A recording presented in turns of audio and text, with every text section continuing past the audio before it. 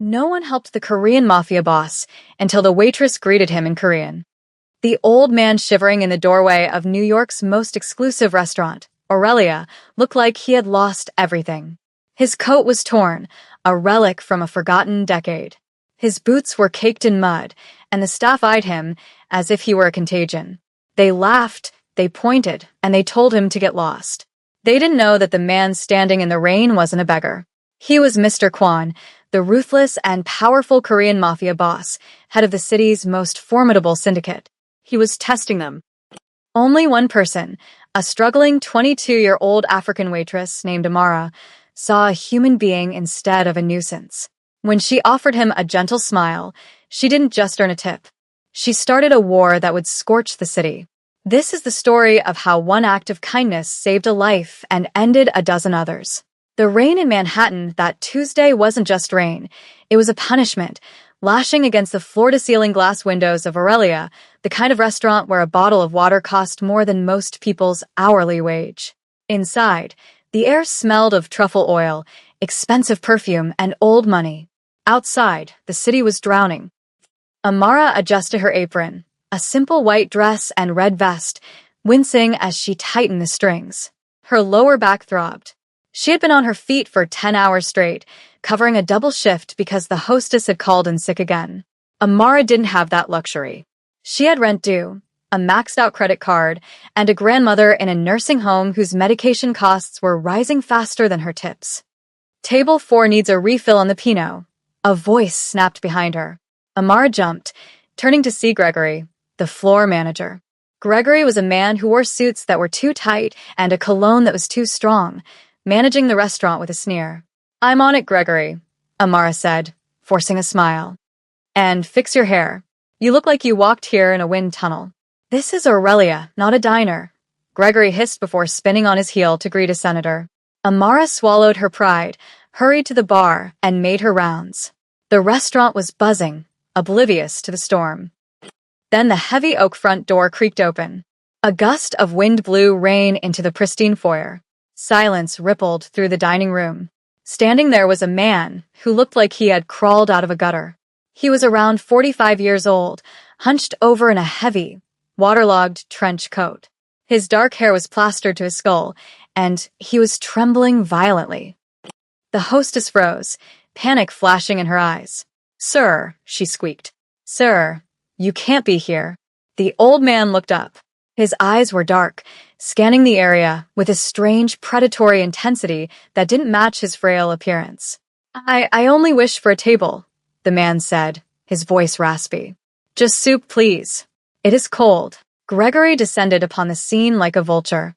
"Excuse me," his voice boomed. "This is a private establishment. We have a dress code, and we certainly don't serve vagrants." "I have money," the man said, reaching a shaking hand into his pocket. "I don't care if you have a winning lottery ticket," Gregory sneered, snapping his fingers for a busboy. "Escort this gentleman out before he drips mud on the Persian rug." The diners watched with amusement. "Can you believe the nerve?" a woman in pearls whispered loudly. Amara watched from the service station, her heart hammering. It was cruel. She looked at the man's hands, turning blue from the cold. He wasn't drunk, he was freezing. "Please," the old man tried one last time. "Just 10 minutes to warm up." "Out." Gregory pointed to the street. The busboy moved to grab his arm, and the old man flinched, his eyes hardening for a split second before he bowed his head in defeat. Amara couldn't breathe. She thought of her grandfather, a proud man who had worked his entire life. If someone had treated him like this, it would have broken him. Ignoring her debt, ignoring the rent, ignoring the fact that Gregory had threatened to fire her last week, Amara slammed the water pitcher down on the counter. "Stop." The restaurant went silent again. Gregory turned slowly, his face turning purple. "Excuse me, Amara." She walked forward, her legs shaking but her chin high. She gently placed a hand on the old man's soaked shoulder. "He's staying," Amara said, her voice firm. "He's sitting at my station. Table 9 is open. It's in the back corner. I am not letting an old man freeze to death on the sidewalk." "If you seat him," Gregory hissed, leaning into her ear, "you are finished here. You walk out that door with him." Amara looked at the old man. He was looking at her now, truly looking. His eyes were the color of espresso, deep and unreadable. He wasn't looking at her like a savior. He was analyzing her, assessing her worth. Then I'm finished, Amara said quietly. She turned to the old man and smiled, a genuine, warm smile. Come with me. Ignore him.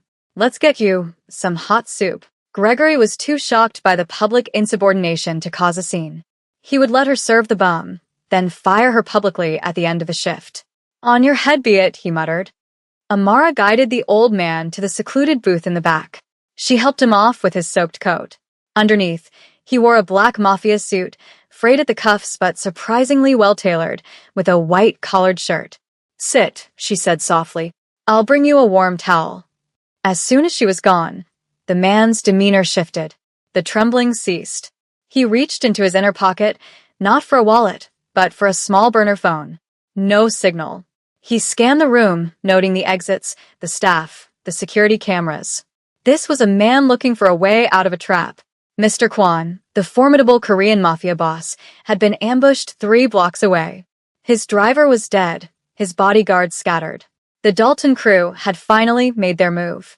He had ditched his primary phone and his gun to blend in, playing the role of a vagrant.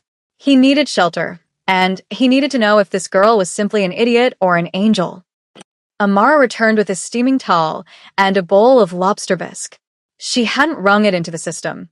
If she was getting fired, she was going to steal the soup. She placed the towel in his hands. He took it, pressing the warmth against his face. When he lowered it, he looked less like a drowned rat and more like a tired hawk. Thank you, he said. It's horrible out there, Amara said, pouring him water. My grandmother always says you never turn away someone who knocks on your door. She taught me that a guest is a gift, that you treat everyone with dignity, no matter what they look like. Mr. Kwon froze, his eyes narrowing. He stared at her, his facade of the helpless beggar cracking completely. Her simple words, spoken with such earnest belief, struck a chord deep within him. In his world of high-stakes crime and brutal betrayal, such pure, unconditional decency was a foreign concept. He looked at this young African waitress, whose own life was clearly a struggle, and saw a strength he hadn't encountered in years. What is your name? He asked, his voice now steady and commanding. Amara, she replied. You possess an uncommon heart, Amara, he murmured, tasting the soup. I'm just doing my job, she said, glancing at Gregory, who was glaring from across the room. Look, eat quickly. My manager is a difficult man. Mr. Kwon looked over Amara's shoulder at Gregory, memorizing his face. He filed it away in the mental cabinet reserved for people who needed to be corrected. He is a small man with a small amount of power, Mr. Kwon said. Those are the most dangerous kind. He's going to fire me, Amara admitted, her shoulders slumping. But it's okay. I hate this place anyway. Suddenly, the front door burst open again. 2 men in long black trench coats strode in. They looked like sharks in a goldfish pond. One had a scar running down his cheek. The other kept his right hand buried deep inside his jacket. They ignored the hostess and began scanning the room. Mr. Kwon stiffened. He stared into his soup, his hand slowly moving beneath the table, gripping a steak knife. Amara, he whispered, his voice like steel. Listen to me. Do not look at them. Do not react. What? Who? The men who just entered. They're looking for me. Amara's heart stopped. She looked at the old man, then at the 2 terrifying figures stalking through the dining room. The police? No, Mr. Kwon said, a dark smirk on his lips. Much worse. Gregory, seeing the men, marched up to them. The man with the scar grabbed him by the throat and shoved him against a wall. We are looking for an old man, the scarred man growled. Graying hair, trench coat, looks like a beggar. Seen him? The restaurant went deathly silent. Brad, gasping for air, was paralyzed with fear. Amara stood frozen. She looked down at Mr. Kwon, who gripped the steak knife. If you tell them I am here, he whispered, they will likely reward you. They will kill me, and you will be rich. It was the ultimate test. The killer dropped Gregory and shouted to the room. I said, has anyone seen an old man? His partner pulled a suppressed pistol. Diners screamed and ducked. Anyone who speaks up gets to live. Amara looked at the terrified diners. She looked at Gregory, who was wheezing on the floor. His eyes darted toward the back corner. He opened his mouth, ready to rat them out. Amara made a split-second decision. She grabbed the pitcher of ice water, stepped out from the booth, and shouted, "Hey!" The two gunmen turned, the pistol pointed straight at her chest. "He was here," Amara lied, pointing toward the kitchen doors. "He ran through the kitchen, out the back alley. He stole some bread and ran." The gunman stared. "Are you sure?" "I saw him," Amara screamed, adding a touch of panic to her voice. "He pushed me. Please don't shoot." Gregory, still on the floor, tried to speak, but Amara accidentally kicked him in the ribs as she stumbled back, silencing him. The gunmen didn't wait. They sprinted toward the kitchen, chasing a ghost. Amara stood shaking. She turned back to the booth. Mr. Kwan was standing now, tall and imposing. He was no longer a hunched-over beggar. He placed the steak knife on the table. He looked at Amara with an expression of pure awe. "You lied for me," he said softly. "You risked a bullet for a stranger." "You're not a stranger," Amara whispered, tears forming in her eyes. "You're a guest." He reached into his pocket and pulled out a small, heavy gold ring with a black onyx stone, engraved with the snarling face of a Korean tiger. He pressed it into her palm. "Keep this." "Hide it. Do not show it to anyone yet." "What is it?" "Insurance," Mr. Kwan said. "I must go. Those men will be back in 2 minutes. They will come for you. Do not go home tonight. Go to the St. Regis Hotel. Ask for Mr. Alistair. Show him the ring. Do not leave until I come for you." "Who are you?" Amara asked, gripping the ring. Mr. Kwan buttoned his tattered coat, looking like a king in rags. "I am the man who owes you a life," he said. "And Mr. Kwan always pays his debts." He moved toward a side exit, then looked back at Gregory, who was struggling to his feet. "And you," Mr. Kwan said, pointing a finger like a loaded weapon. "Pray." Because you just insulted the wrong man, he vanished into the rainy night. Amara stood alone in the chaos. Sirens wailed in the distance. Gregory got up, his face red with rage. "You," he snarled, wiping blood from his lip. "You lying witch. You're fired. And I'm telling the police you were an accomplice." The look in Gregory's eyes wasn't just anger. It was the frantic desperation of a man who owed money to bad people. He wasn't calling the police. Amara sprinted to the employee lockers, her hands shaking. She grabbed her purse and shoved the gold ring deep into her pocket. As she burst out, she heard Gregory's voice from his office. "Yes, Marco. Listen to me. The girl, the waitress, Amara. She lied. She sent your men the wrong way. Kwan was here." Marco Dalton. Even a waitress knew that name. The Dalton crew was the new blood in New York, violent and without honor. If Gregory was calling Marco Dalton, Amara wasn't just fired. She was marked for death. She ran for the service elevator, smashing the button. Just as it arrived, the scarred hitman stormed back into the kitchen, his gun now openly displayed. He looked at Gregory, who was pointing frantically toward the locker room. The elevator doors closed. Amara ran from the basement into the sheeting rain. She flagged down a taxi, ignoring the honking horns. "St. Regis Hotel," she gasped. "Go." Looking back, she saw the two hitmen run out of the restaurant, Brad with them, pointing down the block. The taxi lurched forward into the sea of taillights. She pulled the ring from her pocket. Under the passing streetlights, she saw the engraved tiger. Inside the band was an inscription, "Fidelity before blood." Her phone buzzed with a text from an unknown number. "Don't go to your apartment.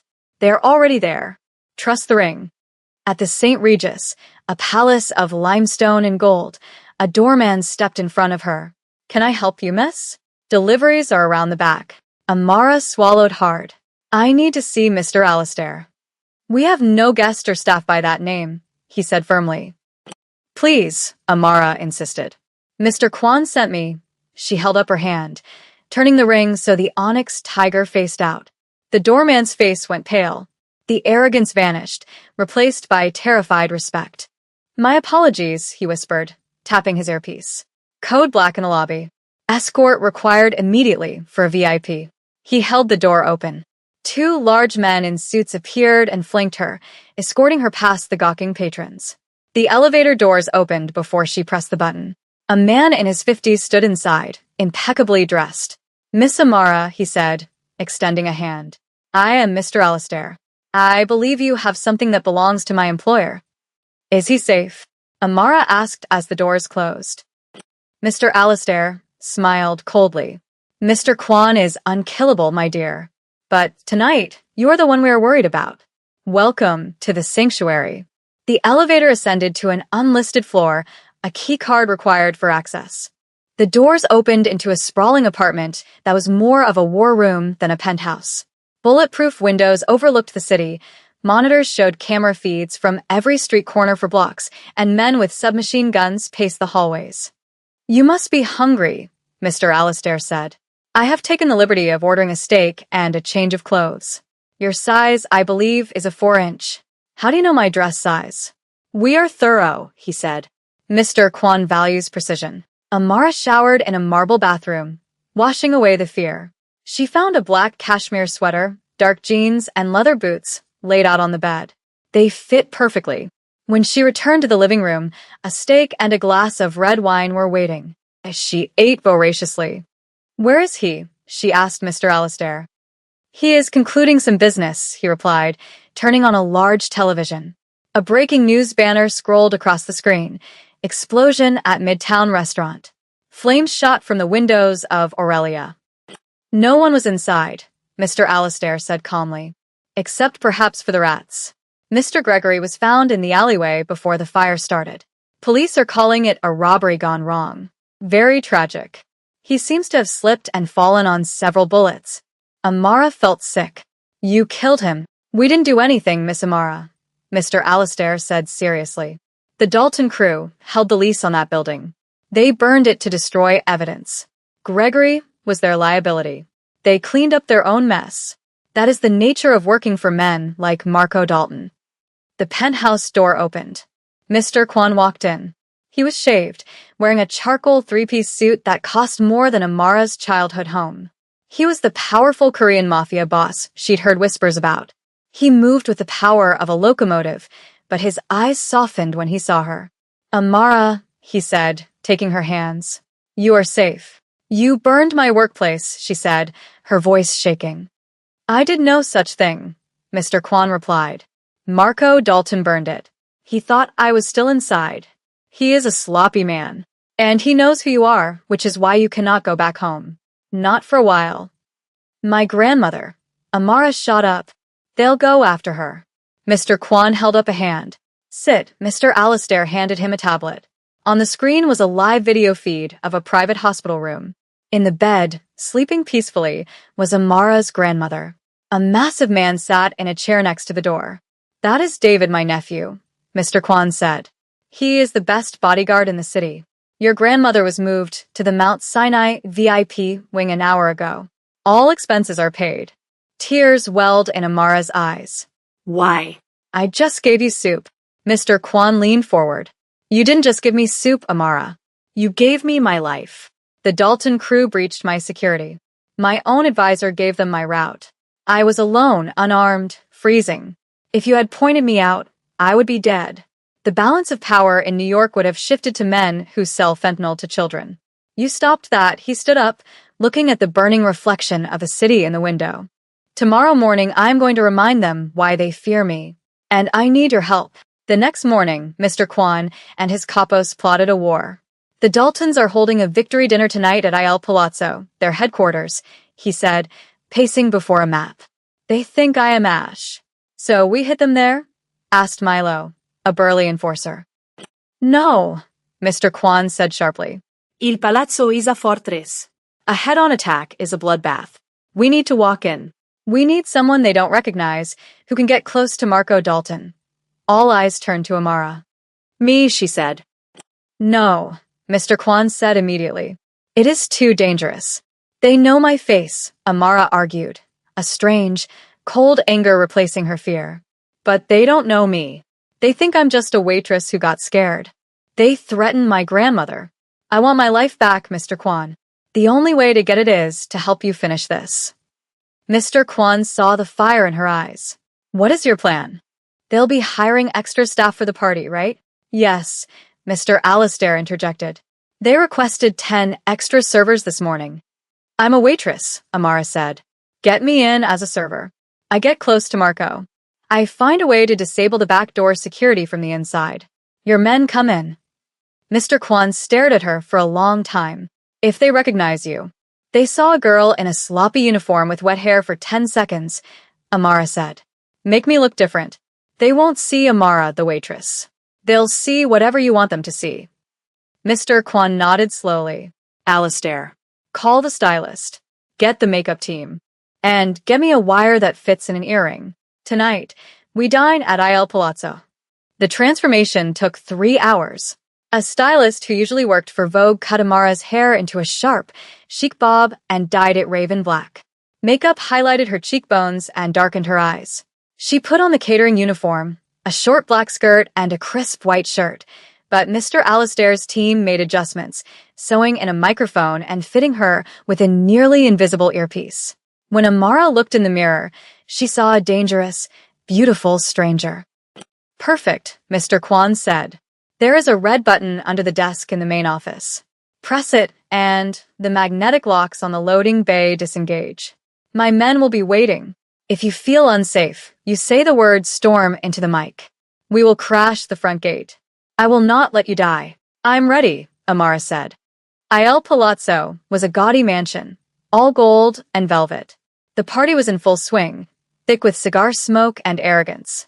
Amara walked in with the catering team, her head down, offering champagne and canapes. She saw him, Marco Dalton, at the head table in a white suit, laughing loudly. Beside him sat Rocco, the scarred man from the restaurant. Her heart hammered. Steady, Mr. Kwan's voice came through her earpiece. Do not make eye contact with the bodyguard. Focus on Marco. Amara took a deep breath and walked straight toward the lion's den. More champagne, sir. Marco stopped laughing, his eyes roving over her body. Well, hello. What's your name, sweetheart? Bella, Amara Litzmudli. Marco Grind. Beautiful. You stay close to this table, Bella. Rocco shifted, his eyes narrowing. He tilted his head, studying her. You look familiar, he rumbled. Amara felt his gaze burning into her. I have a common face, she said playfully. Maybe you've seen me in your dreams. The table laughed, but Rocco kept staring. I need a refill on the vodka, Marco said, grabbing her wrist. Get the good stuff from my office. Private stash. This was it. Of course, sir. Where is the office? Down the hall, last door on the left. Amara pulled her wrist away and walked off, feeling Rocco's eyes on her back. I'm moving to the office, she whispered into her collar. Copy that, Mr. Kwan replied. We are in position. 2 minutes. She found the lavish office and rushed to the mahogany desk, crouching to find the red button. Click. The sound of a pistol hammer cocking echoed in the room. She turned slowly. Rocco stood in the doorway, a suppressed pistol aimed at her head. He had followed her. I knew it, he said with a cruel smile. The waitress from the bistro. You cleaned up nice, but you still smell like fear. Is the old man alive? Amara couldn't speak. She was trapped. She eyed the button 3 feet away. Storm, she whispered. Storm, storm. He can't help you, Rocco laughed, squeezing the trigger. Click. The dry snap of a firing pin hitting a dud primer. Rocco stared at his gun in disbelief, frantically racking the slide. Cheap Russian crap, he snarled. That split second was her only chance. Amara grabbed a heavy crystal bottle of cognac from the desk and swung it with all her might. The heavy crystal connected with Rocco's temple with a sickening crunch. He crumpled to the floor. Amara threw herself under the desk and slammed the red button. A heavy clang echoed from deep within the mansion. Door is open, she screamed into her mic. I'm in the office. Rocco is down. Get down, Amara. Mr. Kwan's voice roared in her ear. Cover your ears. The office window shattered as a flashbang grenade was tossed inside. The room filled with blinding light and a deafening sound. Amara curled into a ball as heavy boots hit the floor. A hand grabbed her shoulder. She flinched, but it was David, Mr. Kwan's nephew, now in tactical gear. You did good, he grinned. Now stay here. Uncle wants a word with the host. The party outside had turned into a nightmare for the Dalton crew. Waiters drew weapons, the back doors flew open, and Milo led 20 armed men into the hall. The music cut out. Marco Dalton overturned a table for cover, pulling a gold-plated pistol. "Kill them," he screamed. Then the main doors swung open. Mr. Kwan walked in, unarmed, moving slowly through the center of the room. The firefight seemed to pause. "You're dead," Marco whispered, seeing him. "I burned you." "You burned a building, Marco," Mr. Kwan said, his voice carrying through the hall.